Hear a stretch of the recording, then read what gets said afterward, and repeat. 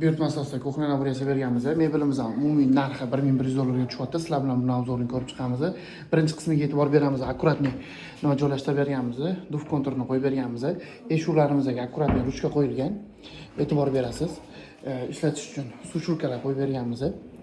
Hop, pastki qismi unumli foydalanish uchun joylar qolmagan, tortma mexanizmlar qo'yilgan. Bu joyimizga kirma shuning uchun joylar tashlab ketganmiz.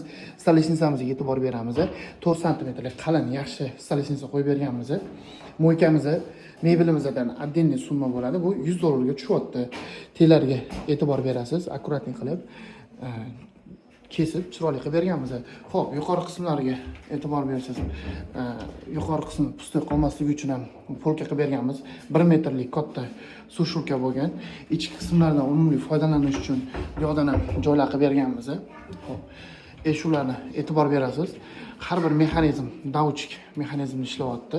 Vitishka, gaz pilta, duxovichniy pechlarni uстановка qilib berganmiz. Kimga shunaqa xizmatlar kerak bo'ladigan bo'lsa, pastdagi nomerga murojaat qilasizlar.